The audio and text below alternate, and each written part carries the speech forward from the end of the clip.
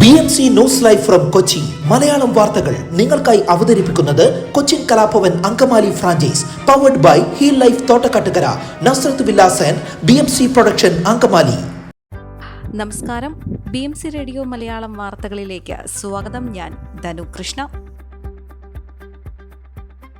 പെരിയാർ തീരത്തെ എല്ലാ വ്യവസായ സ്ഥാപനങ്ങളുടെയും പട്ടിക തേടി ഹൈക്കോടതി മേഖലയിൽ പ്രവർത്തിക്കാൻ NOC നൽകിയ സ്ഥാപനങ്ങളുടെ പട്ടികയും ഇതോടൊപ്പം സമർപ്പിക്കണമെന്ന് chief justice AG Desai, justice VG Arun എന്നിവരടങ്ങുന്ന ഡിവിഷൻ ബെഞ്ച് പരിസ്ഥിതി മലിനീകരണ നിയന്ത്രണ ബോർഡിനോട് നിർദ്ദേശിച്ചു. ഏലൂർ കുഴിക്കണ്ടം മേഖലയിൽ സ്വമേധയാ ആരോഗ്യ സർവേ നടത്താൻ സർക്കാർ തയ്യാറാകാത്തതാണെന്ന് ആരാഞ്ഞ കോടതി ഇത് സംബന്ധിച്ച് 3 ആഴ്ചയ്ക്കകം നിലപാട് അറിയിക്കാൻ സർക്കാരിന് നിർദ്ദേശം നൽകി. പെരിയാറിലെ മലിനീകരണത്തിന് പരിഹാരം തേടി എറണാകുളം സ്വദേശി KSR മേനോനടക്കം നൽകിയ ഹർജികളിലാണ് ഹൈക്കോടതിയുടെ നിർദ്ദേശം. പെരിയാറിലുണ്ടായ മത്സ്യക്കുരുതിയെക്കുറിച്ച് പഠിക്കാൻ മുൻപ് ഹരിത ട്രിബ്യൂണൽ രൂപീകരിച്ച 5-അംഗ സമിതിക്ക് നേരത്തെ കോടതി നിർദ്ദേശം നൽകിയിരുന്നു. കേന്ദ്ര സംസ്ഥാന മലിനീകരണ നിയന്ത്രണ ബോർഡ് മേധാവികളെ കൂടി ഉൾപ്പെടുത്തി രൂപീകരിച്ച കമ്മിറ്റി അംഗങ്ങൾ സംഭവ സ്ഥലങ്ങൾ സന്ദർശിച്ച് റിപ്പോർട്ട് സമർപ്പിക്കാനായിരുന്നു നിർദ്ദേശം. ഇതിന്റെ ഭാഗമായി സന്ദർശനം നടത്തിവരുന്നതായി സമിതി കോടതിയെ അറിയിച്ചു. NOC ലഭിച്ച സ്ഥാപനങ്ങളിലടക്കം സമിതി പരിശോധന നടത്തണമെന്ന് നിർദ്ദേശിച്ച കോടതി പരിശോധന തുടരാൻ അനുമതിയും നൽകി. ഇതിനിടെയാണ് 2008 ഏലൂർ മേഖലയിൽ ആരോഗ്യ സർവേ നടന്ന ശേഷം മറ്റൊന്നും ഉണ്ടായിട്ടില്ലെന്ന് ഹർജിക്കാരൻ ചൂണ്ടിക്കാട്ടിയത്. ഇക്കാര്യം പരിഗണിച്ച കോടതി ഈ മേഖലയിൽ ഇപ്പോഴും മലിനീകരണം തുടരുകയാണെന്നും ആരോഗ്യ സർവേ നടത്തുന്ന കാര്യത്തിൽ സർക്കാർ തീരുമാനമെടുക്കണമെന്നും കോടതി അഭിപ്രായപ്പെട്ടു.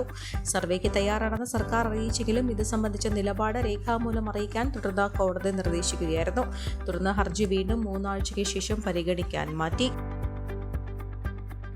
കലൂർ ജവഹർലാൽ നെഹ്റു സ്റ്റേഡിയം മുതൽ കാക്കനാട് ഇൻഫോ പാർക്ക് വരെയുള്ള കൊച്ചി മെട്രോയുടെ 2ാം ഘട്ട നിർമ്മാണ പ്രവർത്തനങ്ങൾക്ക് തുടക്കമായി.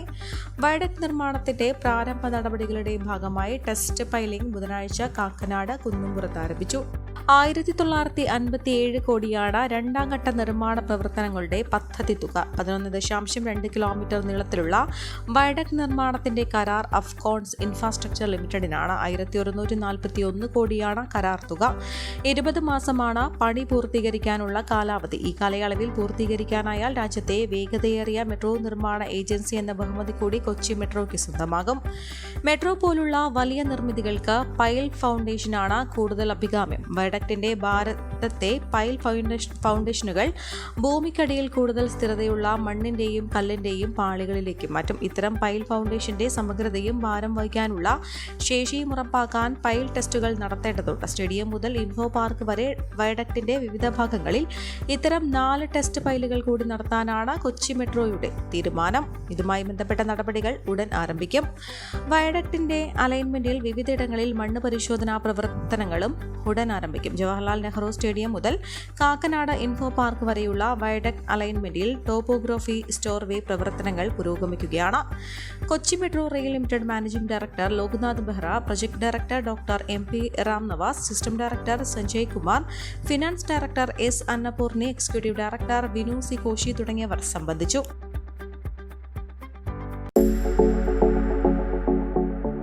കോവിഡാനന്തര കാലഘട്ടത്തിൽ ജീവനശൈലി രോഗങ്ങളുള്ളവർക്ക് സന്തുലിതമായ ആരോഗ്യ പരിപാലനത്തിന് ആലുവയ്ക്കടുത്ത് തോട്ടക്കാട്ടുകര ജംഗ്ഷനിൽ ഹീൽ ലൈഫ് തുറന്ന പ്രവർത്തനം ആരംഭിച്ചിരിക്കുന്നു. ഫിസിയോതെറാപ്പി, സൈക്കോളജി, ആയുർവേദ ചികിത്സകൾക്കായി 8089011722 ബന്ധപ്പെടാവുന്നതാണ്. സിനിമാ ഷൂട്ടിംഗ് സെറ്റിന്റെ അവശിഷ്ടങ്ങൾ കൂട്ടിയിട്ട് കത്തിച്ചതിൽ നിന്നുയർന്ന പുക പരിസരവാസികൾക്ക് അസ്വസ്ഥത സൃഷ്ടിച്ചു. ഏലൂർ പുത്തലം റോഡിന് സമീപം ഫാക്ടറിന്റെ ഉടമസ്ഥതയിലുള്ള സ്ഥലത്ത് പ്ലാസ്റ്റിക് അടക്കം ഷൂട്ടിംഗ് സെറ്റിൽ അവശിഷ്ടങ്ങൾ കൂട്ടിയിട്ട് കത്തിച്ചതിൽ നിന്നും ഉയർന്ന പുകയാണ് പരിസരവാസികൾക്ക് അസ്വസ്ഥത ഉണ്ടാക്കിയത്. ബുധനാഴ്ച ഉച്ചയ്ക്ക് 2:30യോടെയാണ് പുക ഉയരാൻ തുടങ്ങിയത്. വൈകിട്ടായതോടെ നാട്ടുകാർ അറിയിച്ചതനുസരിച്ച് ഏലൂരിൽ നിന്ന് അഗ്നിരക്ഷാസേന എത്തി തീയണയ്ക്കാൻ ശ്രമം ആരംഭിച്ചു. പിന്നാലെ ആലുവ, തൃക്കാക്കര തുടങ്ങിയിടങ്ങളിൽ നിന്നും കൂടുതൽ യൂണിറ്റുകൾ എത്തി. രാത്രിയിലും പുക ശമിപ്പിക്കാനുള്ള ശ്രമം തുടരുകയാണ്. ഗുരുവായൂർ അമ്പലനടയിൽ എന്ന സിനിമയുടെ പ്രധാന സെറ്റിന്റെ അവശിഷ്ടങ്ങളാണ് കൂട്ടിയിട്ട് കത്തിച്ചത്. 6 അടിയോളം ഉയരത്തിലുണ്ടായിരുന്ന അവശിഷ്ടങ്ങളാണ് തീയിട്ടതെന്നാണ് പ്രദേശവാസികൾ പറയുന്നത്. തീയിട്ടവർ സ്ഥലത്ത് നിന്ന് മുങ്ങുകയും ചെയ്തു. സംഭവം പറഞ്ഞ് ഏലൂർ നഗരസഭാ chairman AD Sujin, police, fact അധികൃതർ തുടങ്ങിയവർ സ്ഥലത്തെത്തി. കിഴക്കമ്പലം കുന്നത്തുനാട് പഞ്ചായത്തുകളുടെ വിവിധ ഭാഗങ്ങളിൽ കന്നുകാലികൾക്ക് കുളമ്പ് രോഗം വ്യാപകം. കിഴക്കമ്പലം പഞ്ചായത്തിലെ പഴങ്ങനാട്, പൂക്കാട്ടുപടി, താമരച്ചാൽ, ഊരക്കാട് ഭാഗങ്ങളിലും കുന്നത്തുനാട് പഞ്ചായത്തിലെ പട്ടിമറ്റം, ചെങ്ങര ഭാഗത്തുമാണ് രോഗബാധ. രോഗത്തെ തുടർന്ന് ചെങ്ങരയിൽ ക്ഷീരകർഷകന്റെ കാളക്കിടാവ് ചത്തു. രോഗം വ്യാപകമായതോടെ കർഷകർ ആശങ്കയിലാണ്. എന്നാൽ രോഗവ്യാപനം തടയുന്നതിന് അടിയന്തര കുത്തിവയ്പ് ആരംഭിച്ചതായും ക്ഷീരകർഷകർ ജാഗ്രത പാലിക്കണമെന്നും മൃഗസംരക്ഷണ വകുപ്പ് അധികൃതർ അറിയിച്ചു. രോഗപ്രഭവ സ്ഥാനങ്ങളിലുള്ള കന്നുകാലികളുടെ വ്യാപാരവും നിർത്തിവെച്ചു.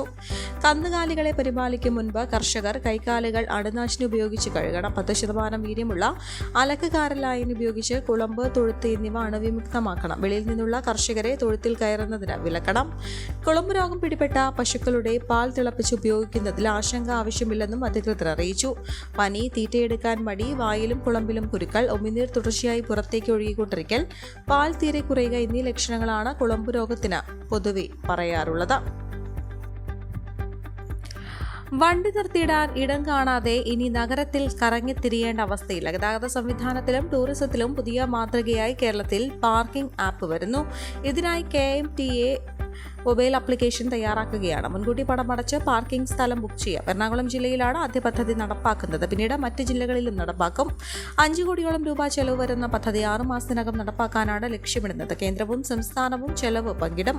Kochi metro, GCDA, Kochi corporation, GIDA എന്നിവയുടെ കീഴിലുള്ള 51 പാർക്കിംഗ് സ്ഥലങ്ങളെക്കുറിച്ച് ഇതിന് മുന്നോടിയായി പഠനം നടത്തി. സ്വകാര്യ പാർക്കിംഗ് ഗ്രൗണ്ടുകൾക്കും ആപ്പിൽ ചേരാം. പാർക്കിംഗ് ഗ്രൗണ്ടുകളിൽ CCTVയും മറ്റു ഉപകരണങ്ങളും സജ്ജമാക്കും. വിവിധ പൊതുഗതാഗത മാർഗങ്ങളുടെ ഏകോപനത്തിനും വികസനത്തിനും ആസൂത്രണത്തിനുമായാണ് KMTA നിലവിൽ വന്നത്. സേവനത്തിനൊപ്പം സർക്കാരിനും വ്യക്തികൾക്കും പുതിയ വരുമാന സാധ്യത തുറക്കുന്നതാണ് പുതിയ പാർക്കിംഗ് സംവിധാനം. അവയവ കച്ചവടത്തിനായി ഇറാനിലേക്ക് മനുഷ്യക്കടത്ത് നടത്തിയ കേസ് ദേശീയ അന്വേഷണ ഏജൻസി ഏറ്റെടുത്തു. ആലുവ റൂറൽ പോലീസിന്റെ പ്രത്യേക സംഘം അന്വേഷിച്ചു വന്ന കേസാണിത്. രാജ്യാന്തര തലത്തിൽ മനുഷ്യക്കടത്ത് നടന്നെന്ന വിലയിരുത്തലിലാണ് കേസ് NIA കൊച്ചി യൂണിറ്റ് ഏറ്റെടുത്തത്. കേന്ദ്ര ആഭ്യന്തര മന്ത്രാലയത്തിൽ നിന്ന് അനുമതി കിട്ടിയതോടെ കൊച്ചിയിലെ NIA കോടതിയിൽ കേസ് രജിസ്റ്റർ ചെയ്യാനുള്ള നടപടികൾ പൂർത്തിയാക്കി. മെയ് 19 നെടുമ്പാശ്ശേരി വിമാനത്താവളത്തിൽ അവയവക്കടത്ത് കേസിലെ മുഖ്യ സൂത്രധാരൻ തൃശൂർ സ്വദേശി സാബിത് നാസർ അറസ്റ്റിലാകുന്നത്. ഇയാൾക്കൊപ്പം അവയവ മാഫിയയിൽ മുഖ്യ പങ്കാളികളായ കൊച്ചി സ്വദേശി സജിത്, ഹൈദരാബാദ് സ്വദേശി ബെല്ലംകൊണ്ട രാമപ്രദാസ് എന്നിവരെ അന്വേഷണ സംഘം പിന്നീട് അറസ്റ്റ് ചെയ്തു. സാങ്കേതിക തടസ്സങ്ങളെ തുടർന്ന് ഇറാനിലുള്ള കൊച്ചി സ്വദേശി മധുവിനെ നാട്ടിലെത്തിക്കാനുള്ള ശ്രമം വിജയിച്ചിട്ടില്ല. കേസ് NIA ഏറ്റെടുക്കുന്നതോടെ ഇറാൻ കേന്ദ്രീകരിച്ച അന്വേഷണം വേഗത്തിലാകുമെന്നാണ് പ്രതീക്ഷ. ഈ വാർത്തയോടുകൂടെ BMC റേഡിയോ മലയാളം വാർത്തകൾ സമാപിക്കുന്നു. നന്ദി, നമസ്കാരം.